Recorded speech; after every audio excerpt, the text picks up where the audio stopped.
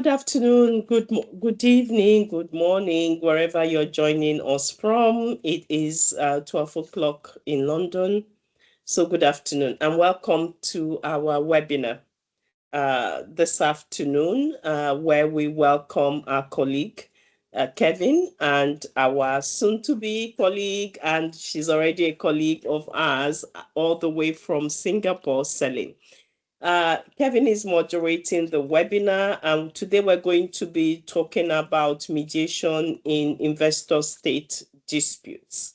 And so I'm going to hand over to Kevin, and I will be in the background if there is anything that, any assistance that Kevin needs. I will jump and quickly sort it out. Kevin. Thank you very much, Amelia. Thank you. And welcome everyone to the webinar this afternoon. It is a big pleasure to welcome Celine Lange. Celine, hello. Hi, Kevin. Hi there. Celine is Program Lead for International Dispute Resolution at the Centre for International Law at the National University of Singapore. And we're delighted to hear from Celine today on, as Amelia said, mediation in investor-state disputes, a unicorn in the wild, a very interesting topic, a very timely discussion. We will have. Just by way of, we are going to work through the webinar. Celine and I, Celine has some slides that we will show. We're going to have a conversation too. There is an opportunity to ask questions as we go along. So please pop your questions in the chat function. There's also the opportunity to please do raise your hand, unmute yourself, and do ask Celine a question directly if you would prefer that way. We'll keep an eye on hands raised, as we go along, and there'll be an opportunity to do that to ask the question when we get to that point in the webinar. So we're going to kick things off. Celine, very much looking forward to hearing about mediation in investor-state disputes. What I thought we would do first to set the scene, the context. What are investor-state agreements, deals, onto disputes within them? What are investor-state deals? Thanks a lot, Kevin. And let me thank you for agreeing to have this conversation with me today. It's great. I feel it's going to be a continuation of our various discussions on the topic, and I'm really very much looking forward to it and to the interaction with the audience as well. I want to thank SOAS, University of London, and in particular, Professor Emilia Onyema for having me in this webinar series at the Dispute Resolution and Arbitration Center of SOAS. So thank you very much. So yes, Kevin, I think it's a great idea to start with an overview of what these deals are about, right? I'm putting up the right slide. We'll try to keep people interested. As you said, it's lunchtime in London and dinner time in Singapore, so we need to keep everybody awake. So these deals are between a private entity and a state in the form of foreign direct investment in sectors such as manufacturing, construction, energy, and well, what's in it for the host state? Well, it brings capital to finance new or existing industries. And increasingly in the context of the combat against climate change, it brings critical capital for states to meet their sustainable development goals. And then for the investors, well, the host states usually have a unique resource they don't have in their home state, such as natural resource or production assets. And also it gives access to new markets to the foreign investor. And what's interesting is that the legal framework for this business relationship, although we're talking about a state and a private entity, includes treaties between states. So these treaties, let's call them international investment agreements generally, were signed by states in the 90s at a time when foreign direct investment saw a significant increase. And when it was thought that investors needed some kind of protection against political instability, against other uncertainties, and as an avenue to resolve their disputes, arbitration instead of recourse to local courts. So arbitration, whereby parties will choose their tribunals, which would resolve their disputes outside of the judiciary of the host state. So such arbitrations, if you look at the number of arbitrations between the 90s and now, known arbitration cases, it's about a bit above 1,300 cases. And if you look at the data provided by the UN Trade and Development Organization for 2023, you see that most of these cases, well, half of these cases are actually concentrated in three sectors: construction, manufacturing, and extraction activities. And just maybe to finish answering your question, I thought I would give you an example of a case to make things a little bit more concrete. So the case you have on screen is Discovery Global versus Slovakia. So you have this bilateral investment treaty that was signed by between Slovakia and the US in 1991. And in 2015, this particular, so this bilateral investment treaty would protect investors from the US investing in Slovakia, and similarly from Slovakia investing in the US. So in this particular case, it's an American investor. In 2015, the investor starts exploration activities. It was granted exploration rights licenses by the Slovakian government. Fast forward to 2021.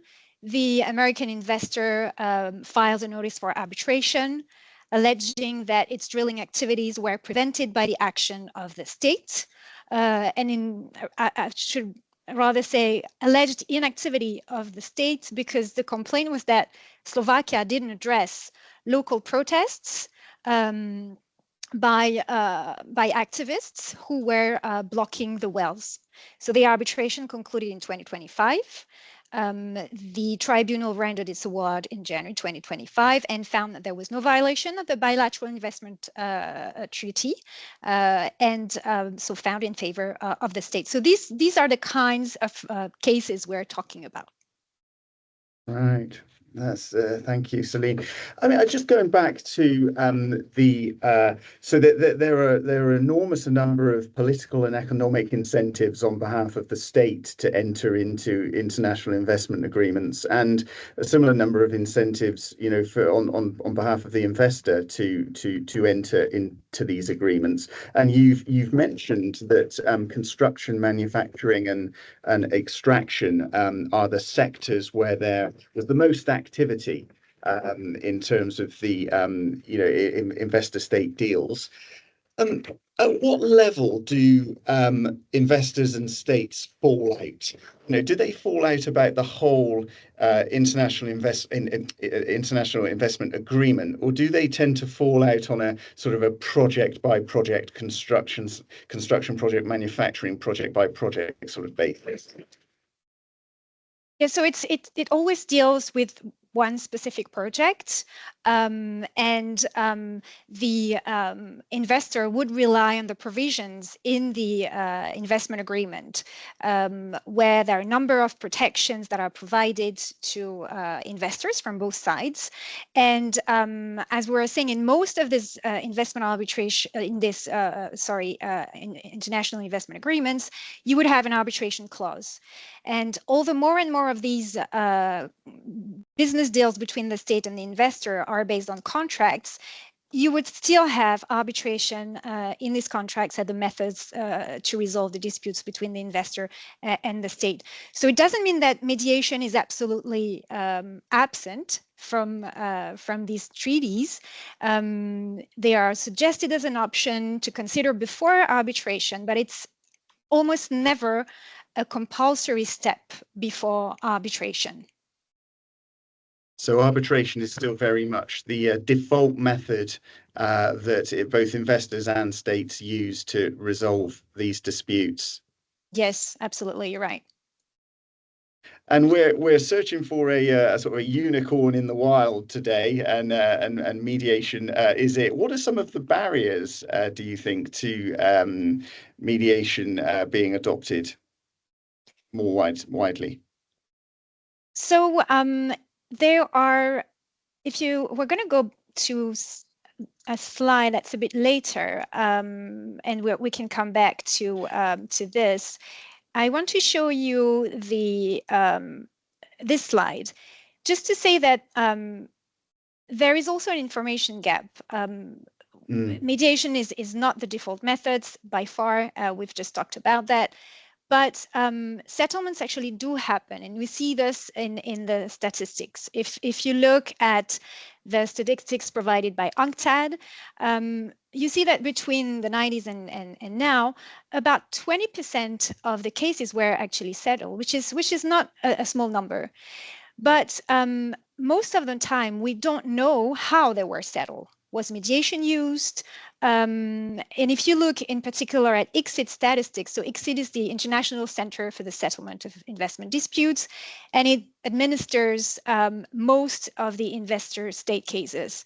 They have a category of cases that are, it's the exact terminology is disputes settled or proceedings otherwise discontinued. But it's a general bucket, and inside of this bucket, you don't have a breakdown. You don't know whether mediation was used. So that's why I'm saying there's an information gap. But beyond that, you were asking about the obstacles.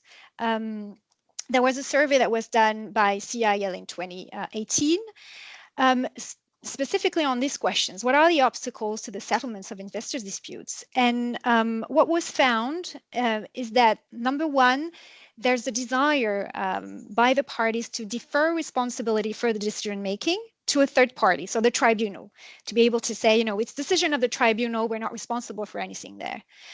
Second, the fear of public criticism and of allegations of corruptions, which can have very serious implications in some countries, right?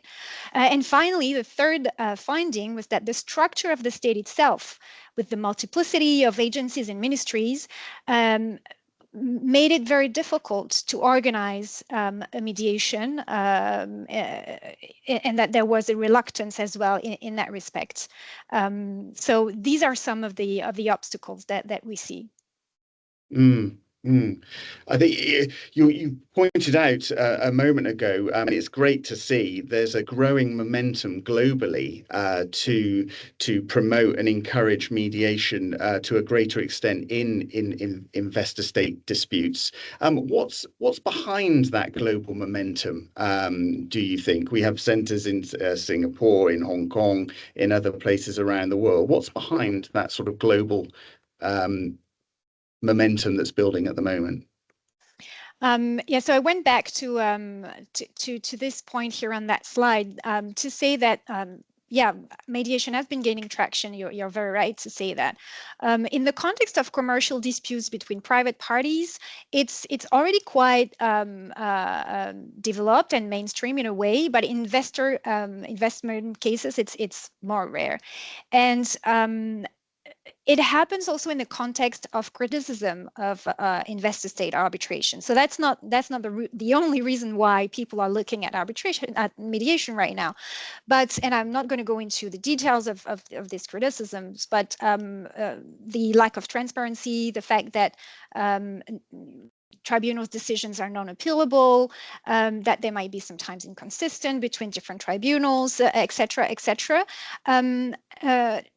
triggered an increased interest in alternative methods of dispute resolution and an interest in mediation. It's also there's more information about mediation, there's more guidance, new tools as well. In 2022, ICSID released its mediation rules. In 2023, UNCTAD released guidelines on investment mediation. And currently in Working Group 3 at UNCTAD, which is one of the main platforms where the reform of the investor-state dispute regime is discussed. A draft toolkit on the prevention and mitigation of these disputes is developed. Two important developments as well to note is in 2019, the adoption of the Singapore Convention on Mediation at the United Nations level, which provides a framework for the enforcement of mediated settlement agreements. And the latest development that we can mention, it was very recently in May, is IOMED, which is a new international organization for mediation, the first intergovernmental organization which is dedicated to mediation exclusively. And so it's a China-led organization which is focused on the settlements of disputes involving states. So we see that there is interest, there is a momentum, there is more and more guidance, and I think this movement is going to continue in the years to come. Okay. Thank you, Celine. Yeah, there's been so much energy and effort into advancing mediation over the last few years globally. It really does feel like the moment is coming, particularly in sort of investor state. Is there a case to be made for sort of a hybrid process? We talked about arbitration being the almost default way that investor state disputes are settled, some of the advantages and disadvantages of arbitration and some of the advantages, disadvantages of mediation. Is there a case to be made that perhaps some sort of hybrid process might be a way forward? Yes, it's absolutely. I really believe so. I think the next generation of lawyers will have to learn how to navigate between these different methods of dispute resolution, and they become more familiar with mixing these methods of dispute resolution. If you look at, I have a graph, I think, towards the end, which is from the 2024 edition of the CIDRA survey. So CIDRA is the Singapore International Dispute Resolution Academy, which is at the SMU, the Singapore Management University. And it shows that, so to the question, what are the developments that would improve the dispute resolution procedure for investor-state disputes? Among the top 5 responses, you have the ability to use mixed modes of dispute resolution. So I think there is a real interest in that, in being able to mix these different methods, and counsel and arbitrator do have a critical role in that respect. Arbitrators, because they can make very clear at the beginning of the arbitration that mediation is open to parties throughout the process until the very end. It's not rare to actually have an award that's rendered and then a settlement after that. There is an example, we can go back to that on my last slide, of one of these cases. And very critical role for counsel as well, to always have this mindset that mediation is possible at any stage, and to advise their clients the best way they can for the specific dispute that they have on hand.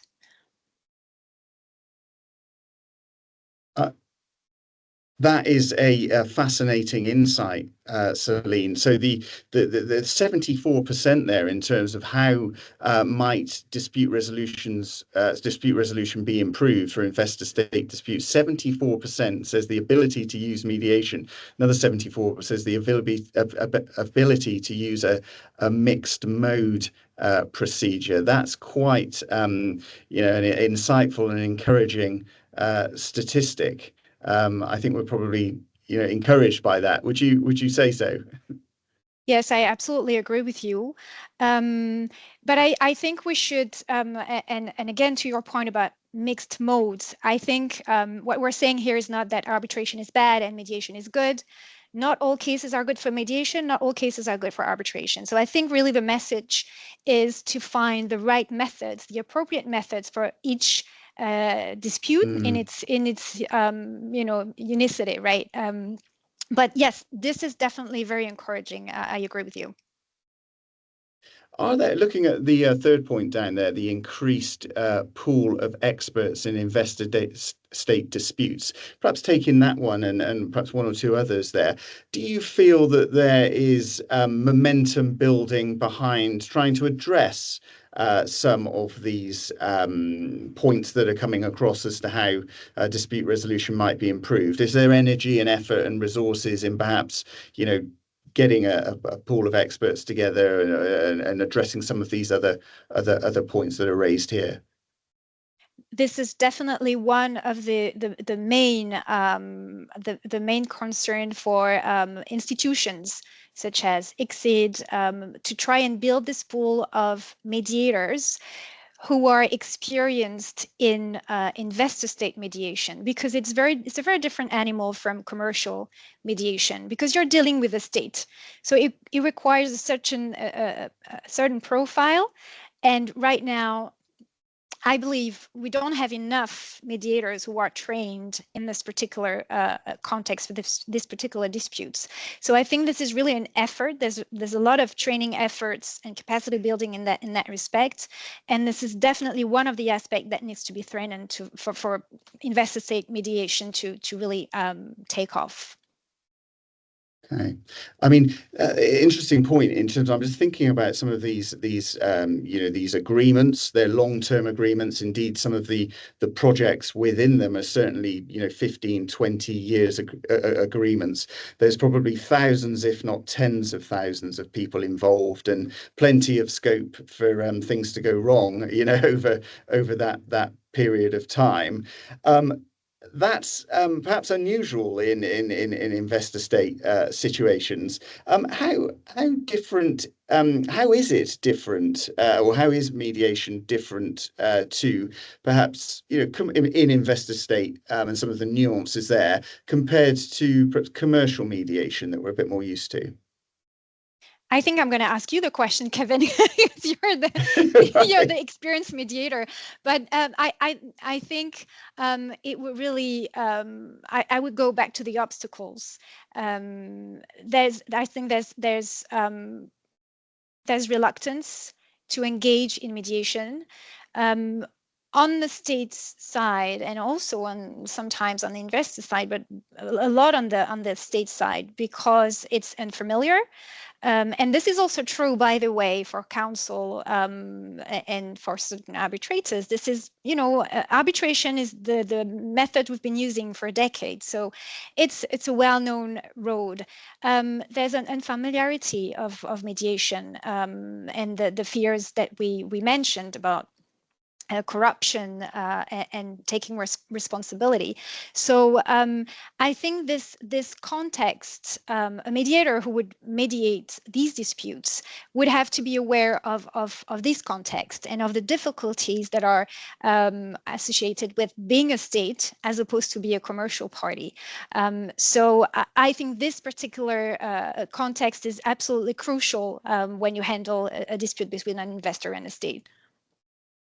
I think that's right. I think from my sort of perspective on it, I think the nature of and length of such long-term deals with so many people involved, as is natural on the state side and on the investor side over that period of years, coupled with what we were talking about in the early part of the webinar about fully understanding what are the incentives that the state is involved, in the first place. What are the incentives that the investor kind of got involved in the first place? A thorough sort of appreciation and understanding, some of those motivations over such a period of time. I think it's important for, that's perhaps one of the areas where it's slightly nuanced compared to, commercial situations or commercial disputes mainstream. And I think a mediator that has that sort of appreciation and nuance would be well placed that's helpful to have that understanding and context in investor-state disputes.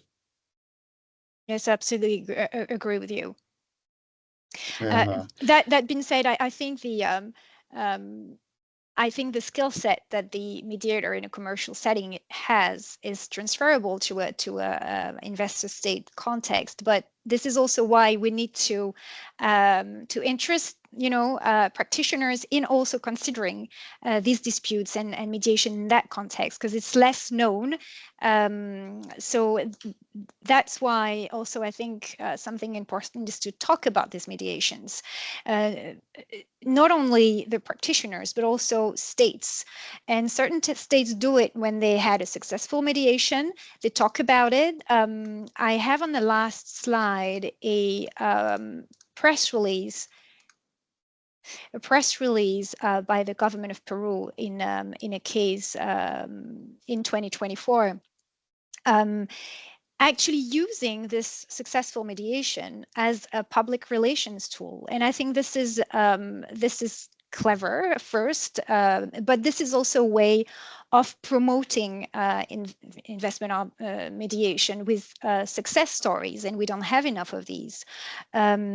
So here you see the press release says that we saved more than 25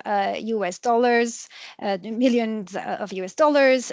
We show by this agreement settlement that we are a reliable country for investment. We're a responsible business partner. So I think there is really a virtuous circle that can be put in place, where, of course, we're not going to give any confidential information about the mediations that take place, because one of the advantages of mediation is that you have an enhanced level of confidentiality. But the mere fact that you are saying these mediations do exist and why they are important, I think is really a good practice. And this is the case I was mentioning earlier, whereby the award had already been issued in 2022, and the settlement agreement was actually signed in 2024. So I guess the message is it's never too late, right? Never too late. No, absolutely right. You pointed out the information gap, Celine, just a moment ago, in terms of the sense is perhaps mediation is helping to resolve some investor-state disputes, but we don't sort of have perhaps a full sense of how many, where, and but by whom. Do you get a feeling that mediation is being used rather more than we perhaps fully know about at the moment, given that we don't have full data, because it is, of course, private and confidential? Yes, that's right. I think it is, actually. And it would really be interesting to have this breakdown, in these big buckets where we say, well, this case was discontinued, to know whether mediation was used, whether it was successful, whether it was, it was carried out until the conclusion of an agreement. So definitely there is an information gap. And I think, as we just said, just mentioning the existence of this mediation and without saying more is actually already a very good first step. And maybe institutions administering arbitrations and mediations have a role to play there in encouraging parties to share the information. I think there is a reluctance as well there because it's confidential, but just to share the existence of a mediation just by way of example, and to try and fill this information gap. Yeah, it's great to see press releases such as this from Peru that not only did a mediation take place, but there was a successful outcome too. So yeah, very, very encouraging. We are at about the halfway point, so we will now go to questions from the audience. I noticed one of our colleagues here on the call had their hand up a moment ago. So we'll go to Will. Will, would you like to unmute yourself and ask Celine the question? Hello, thank you. Very interesting so far. I appreciate the insight. I've been thinking a lot about how to approach this in terms of being a sort of decolonial kind of point of view from the immediate post-independence negotiations of places like the Congo and all these kind of arguably outdated mining agreements, mainly focusing on extraction projects. And this whole notion of hybrid mediation is very interesting to me because I can see that both the state is quite fearful of like a lack of investment, and the investor is obviously kind of throwing their kind of weight around in terms of they'd like to see still kind of latch on to aspects of arbitrary forms of settlement. And in my eyes, it's interesting that only 49% agreed in a multilateral option, because I mean, obviously multilateral options come with kind of a vast array of problems, and one of those problems I'd ask on is well, it's kind of twofold. One, how funding would occur. So I've often thought about maybe starting a company to kind of fund state cases like developing countries. As we've seen, like Germany couldn't particularly even afford their own arbitration in 2015, and in cases such as that. But then I'm also worried if you take the EU and NATO as a block in itself and a little kind of hint of neo-imperialism in itself, how would you approach the funding aspect within the political issues of something like the EU trade bloc as it is, or you know, other parts of the world which are becoming, you know, almost economically or politically more right wing in other ways. But I don't know how. Sorry if my question seems a little bit all over the place, but it's just such a complicated, like, kind of. Thanks for the question, Will. Can I just ask, is your question on funding about funding of the projects or of the arbitration proceedings themselves? Yes, the arbitration. So in first recognizing a developmental avenue for a developing country, and then recognizing the settlement, the specific dispute currently ongoing or open to be, you know, ongoing, if these implementations were retractive and covered all existing, or if they'd, you know, obviously be the new set under, for example, the EU-Canada agreement. So yeah, this funding and cost element is actually very important, and thank you. It gives us the opportunity to touch on that. One of the advantages of a mediation over arbitration is the cost aspect, right? Because we saw that arbitration usually lasts for several years, as opposed to a mediation which would be much shorter and so less expensive, obviously. There is also the aspect, and that goes back to the hybrid processes as well, that with a mediation, you are able, and you were mentioning projects for which it might be very relevant. It's also the possibility that mediation gives to engage with stakeholders beyond the disputing parties. And I'm thinking about local communities, which is something that is very difficult to do in an arbitration, because the arbitral tribunal has a legal question before it and is to decide on these legal questions and not on anything else, which is not the case for mediation, where it can really expand the universe of the mediation. Also in terms of the solutions that you are coming up with, which can be very creative and go beyond purely legal considerations or monetary remedies. So I think back to our point on hybrid processes, I think there is real value in considering, even when the arbitration process has started, to consider mediation, but consider it seriously, because unfortunately, very often parties consider it as a box-ticking exercise. You know, they say, okay, we've done our negotiations or our consultations, now we can go to arbitration, because again, this is the familiar way, this is the way that maybe counsel is recommending as well. So I think there's a lot of value in that respect as well, in hybrid processes. Thank you, Celine. Thank you very much for the question, Will. We will go now to Mark Wasuna. He's had his hand up, and then Amelia, and then we have a question in the chat from Sami Udoku. So, Mark, over to you. Thank you so much, Kevin, and thank you, Celine, for this very engaging and very timely discussion. I found it very informative, and I have learned a lot. I'm currently a PhD candidate, specializing or looking into commercial arbitration, so the other side of arbitration.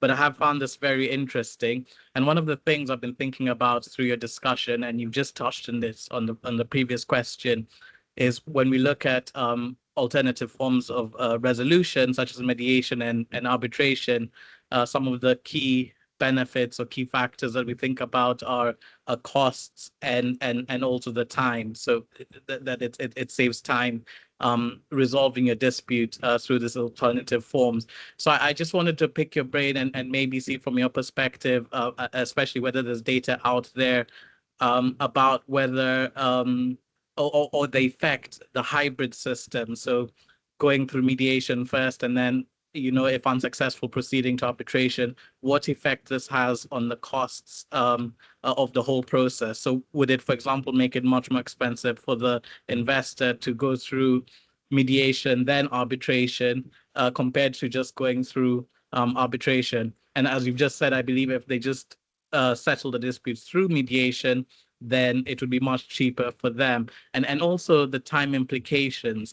Would it significantly add to the time the dispute would take to get resolved if they were to go through a hybrid form of resolving this dispute compared to if they were just to settle it out through arbitration, through the standard form that they tend to settle this dispute out, and whether these would, in your opinion, play a factor in determining whether the investor or the state, for example, in the global south, would be more scared or more hesitant to initiate a resolution of a potential dispute that would occur between the parties. Thank you, Mark. These are excellent questions. Thank you so much. So to my knowledge, there are no such studies, and that would be very interesting to have this data. But I've never come across such research work that would be really fascinating to know. As to your question about the length of the proceedings, usually, and then I stand to be corrected, Kevin, because you're the professional mediator, but mediations tend to be short by definition, I think. So you're talking about really a couple of days, probably, that would be added up to your arbitration proceedings. So this is an argument that's sometimes made by persons who don't think that there's a value to mediation and that it might actually delay the whole process. But I don't think that in reality that's what happens. So it's you try the mediation. If it works, great. If it doesn't work, you can go back to your arbitration. So I don't think it significantly increases the length and the cost of your arbitration. We know that arbitration is very costly. So if there's a chance at some point to go to mediation and resolve the dispute by way of mediation, I think parties will save a lot of money. That's for sure. Your last question, Mark, was about. Sorry, I know there was a third part. No, it's just so it was just in terms of whether there's any impact from your point of view, whether oh yes, the parties, yeah, would yes, and I think it goes back to really building capacity and training dispute lawyers in mediation, because these there are a lot of ideas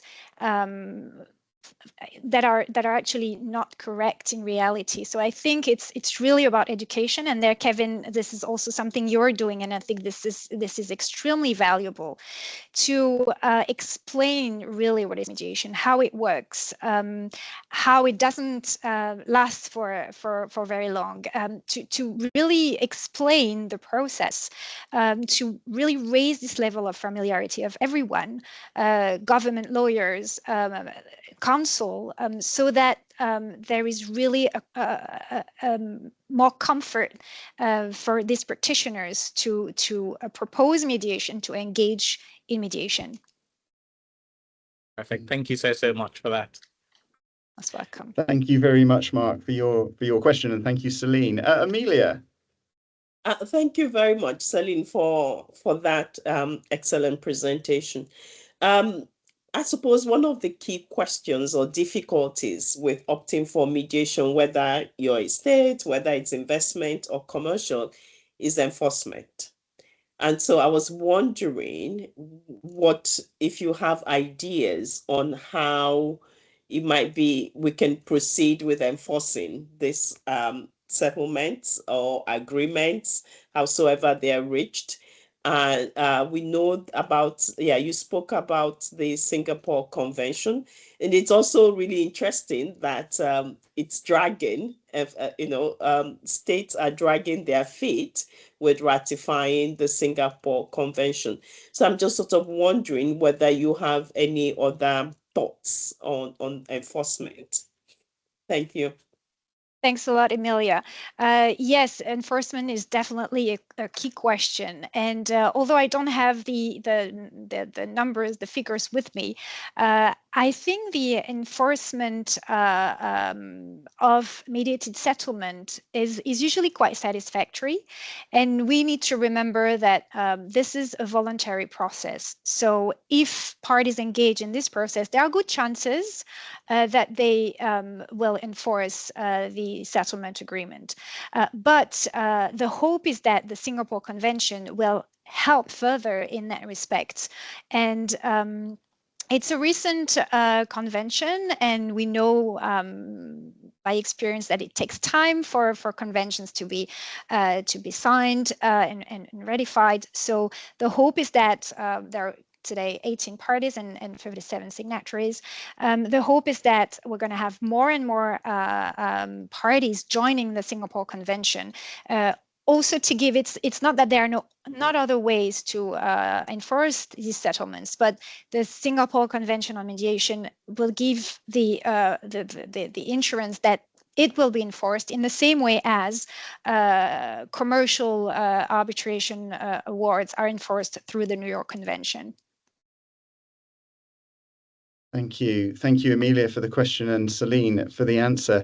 We're going to go to a question in the chat now from Sammy. I will read it out. How can mediation in investor-state disputes ensure fairness for both investors and states, especially when the state is the weaker party? Thank you very much, Kevin, and thanks, Sammy, for the question. That's a very good question. And maybe we can see mediation as a way of actually rebalancing this relationship, because in most international investment agreements, and this is changing now with the new generation of treaties, but historically, the first generation of these treaties are very unbalanced in terms of the obligations on the investor compared to obligations on the state, with the investor having basically no obligation, with the idea that these agreements are here to protect the investors. So maybe through mediation, we're kind of rebalancing that, because as we said, we're able to expand the universe of things we're taking into account in a mediation.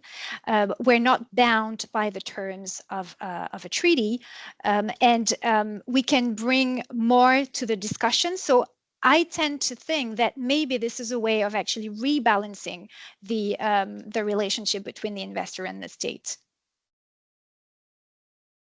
Thank you very much, Celine, and thank you, Sammy, for the question.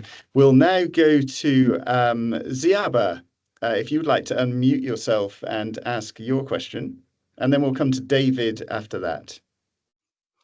Thank you, Celine, for such an interesting discussion on investor-state disputes, arbitration, mediation, etc., etc. I think you were spot on in suggesting that we've had over 1,000, actually 1,401 investment dispute, reaching about, I think, 10 major investment, arbitration institutions, including as few as 2 cases at the Cairo Regional Center of International Arbitration, and as many as 882, at the International Center for Settlement of Investment Dispute. But many of these disputes actually involve, stable democracies such as the US, Netherlands, Canada, Argentina as respondent state. And these cases often reach international arbitration when domestic processes of dispute mediation fail to sort of presumably protect investor property right. And so I was wondering if, you could shed some light on how these domestic adjudicatory processes sort of play out, even before, disputes reach international arbitration. And I'm particularly interested in this question because I'm working on a project in northern Ghana involving a dispute between an Australian firm and a Chinese mining company regarding gold extraction about a boundary dispute, which eventually came up to the state to sort of mediate. And the state sort of mediated it in a way that the Australian firm was not quite happy about it, and thus escalated it to international arbitration. And so I'm interested in knowing if you know about other sort of domestic adjudicatory processes and how they play out even before international arbitration comes in. Thank you so much for the questions, Ziaba. I'm sorry to interrupt you, Celine. Before you answer, Ziaba, if you're looking for free legal advice, we're going to put Celine's email contact in the chat so that you can contact her, and it makes sense to pay for her intellectual property or knowledge. So Celine is going to answer generally. If you want something much more bespoke, please do email her. And she's not giving advice. She's just making a suggestion now. Celine, please. Thanks, Amelia. Ziaba, I'm actually interested to hear from you. Do you know why the mediation was not well received and what went wrong? This is interesting to know if you know that.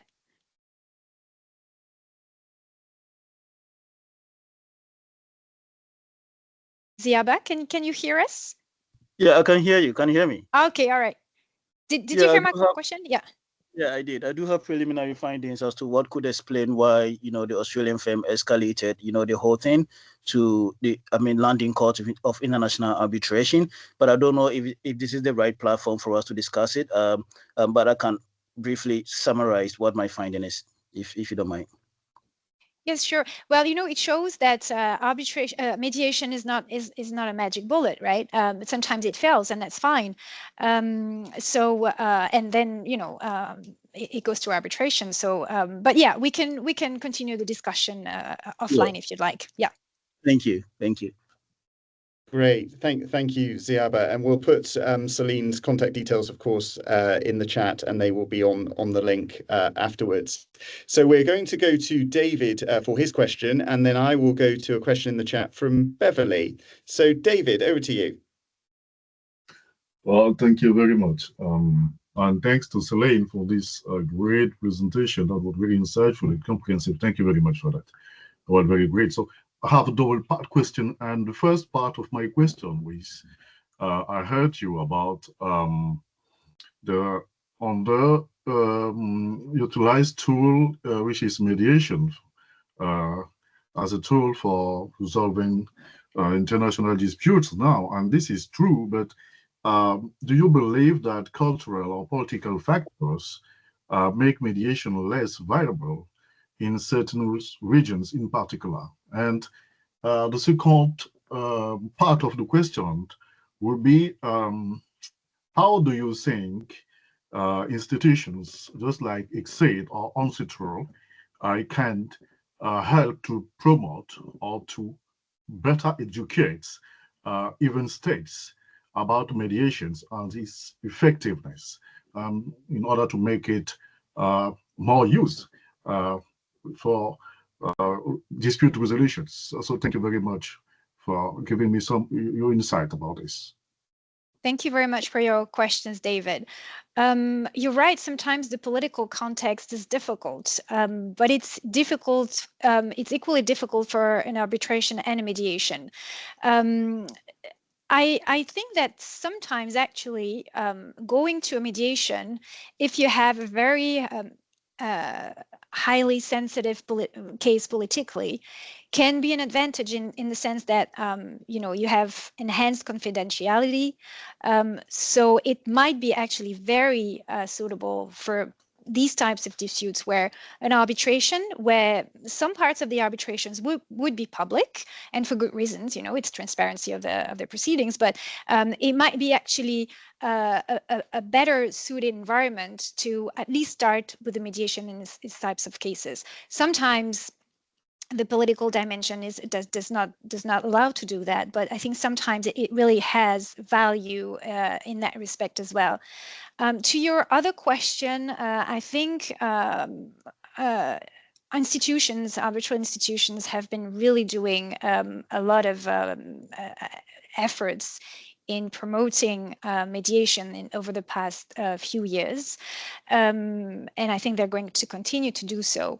And there are ways, I think, they can address some of the obstacles we've discussed about. So, for example, you know, the fear of taking responsibility for a mediation or for an offer to settle. Well, the institutions can be the third party that would actually present the offer to the other party, so that, you know, there is a distance and a more neutral channel for that settlement offer to be shared with the other side. So these are small ways in which I think institutions can play a great role, in addition to everything that's done and will be done in terms of capacity building, mediation advocacy, and training. Thank you very much, Celine, and thank you, David, for the question. So now I'll go to a question in the chat from Beverly Onyejianya. It's actually two questions. Is there any credible data that can show us the current uptake of the use of mediation in investor-state disputes? And secondly, what's the best way to develop investor-state mediation skills if you're an existing commercial mediator? Thank you so much for your questions, Beverly. Unfortunately, we don't have this data. We would love to have this data, but we don't have it. My hope is that we're going to know more and more about cases that are mediated in the investor-state context. But right now, we don't have this data. I talked about this general bucket that ICSID is providing for the cases that are discontinued or settled, and that's all we have. Their statistics doesn't give us any details on that. I hope that in the future, if parties are more are agreeable to share more about the existence of the mediations, we can get a better sense of the number of mediations that are actually initiated, the number of mediations that are successful. So I think we really need to know more to be able to promote mediation even better. And then to your question about what you can do to get trained in this particular type of mediation, I think again, the institutions are organizing more and more trainings for practitioners to attend, and I think there is also a lot of value in I don't know if it's done a lot, but I think there is a lot of value in shadow mediation, where you would sit with an experienced mediator in investor-state disputes and watch and learn, because I think there's no better way to do that. I know it's done for arbitration, for mediation sometimes, but I don't know if it's done a lot. But I think this is definitely something that should be developed to really train the next generation of investor-state dispute mediators. Thank you, Celine, and thank you, Beverly, for your question. We are just about a few minutes from the end. Will has his hand up. Will, I'll give the final question to you, if I may, and then I have one short one for Celine, and then we will be there on the hour. So, Will, final question from you. Thank you for the second opportunity. This is very interesting to hear about the kind of practitioners' kind of reform aspect of all of this. Would you have any advice for how to approach the kind of backlog of agreements that we're seeing really kind of, you know, I don't want to bang on with these kind of buzzwords, but exploit a lot of major kind of exporting areas at the moment? Do you have any advice for how maybe how open states are to kind of reopening their old cases? Is there a sentiment of, you know, is the sentiment of fear larger than the sentiment of, you know, wanting reprimand or kind of a relook at what's kind of already gone on, and are the cases themselves open, maybe the existing or already settled cases, are they open to redispute in any kind, or would it be a matter of, would you recommend focusing maybe on kind of working within a supranational organization of kinds, or a law firm that focuses on pro bono work? You know, how would you kind of like go about, if you understand? So Will, are you referring, when you say reopen, are you referring to cases that have already been decided by a tribunal? Yes.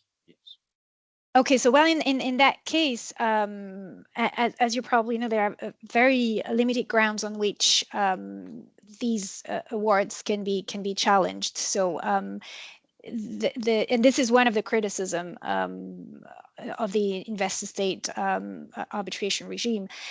So these cases wouldn't be reopened. But you also mentioned something about backlog. Can I ask you what you mean by that?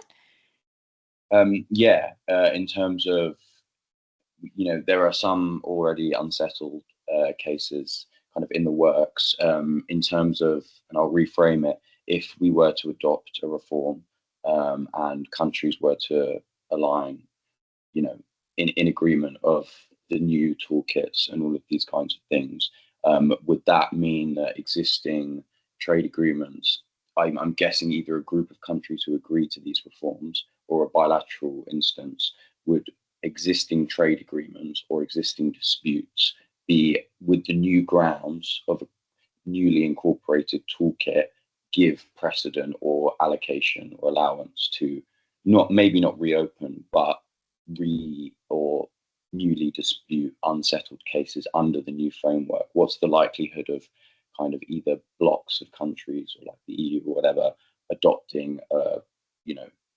fully new framework, which would, or would it be new? So I think you're referring to the reforms that are that are being discussed at the moment, and I think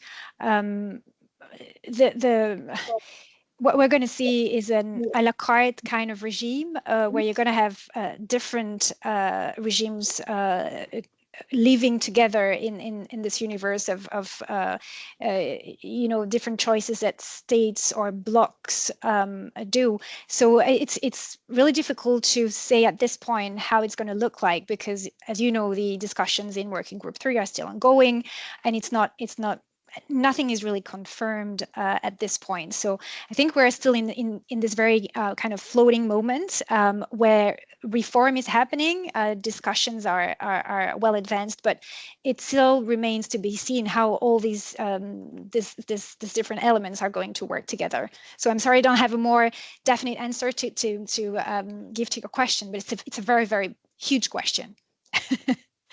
Yes. Celine, we are at the end of our event. It just remains for me to pass my warmest thanks to you from myself and on behalf of the SOAS Arbitration and Dispute Resolution Centre for delivering us this webinar this afternoon. It has been fascinating, and I think we'll have to book you in for another slot soon. So thank you very much for this. Thank you so much, Kevin. It's really been a pleasure. Thank you so much. Thank you. And thank you to our audience for joining us and participating. It has been an excellent event. Thank you very much for this. Thank you for your comments in the chat too. So Amelia, I'll hand back to you. Or would you like me to? It's just for me to say a massive thank you to both of you. Thank you for a very engaging session. We will it's been recorded. The session is being recorded, so it's going to be on our YouTube channel, and we will put the link on LinkedIn. So if you're not a member of the center, please do join the center and enjoy events like this. Celine's email is in the chat. If you need advice, and she charges for her time, she will be happy to engage with you after this session. Thank you very, very much. Our next event, Hannah, our next event.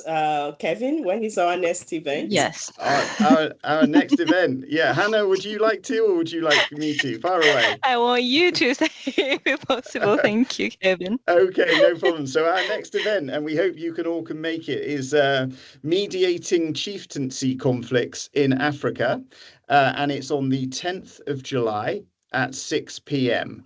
And that details for that next event will be on our website and on our social media channels. So yes, Mediating Chieftaincy Conflicts in Africa, 10th of July, 6 p.m. London time. Do look out for the details on the website. Thank you very much, everybody. Enjoy lunch, dinner. Bye. Thank you so much. Bye-bye. Bye. Thank you. Bye-bye.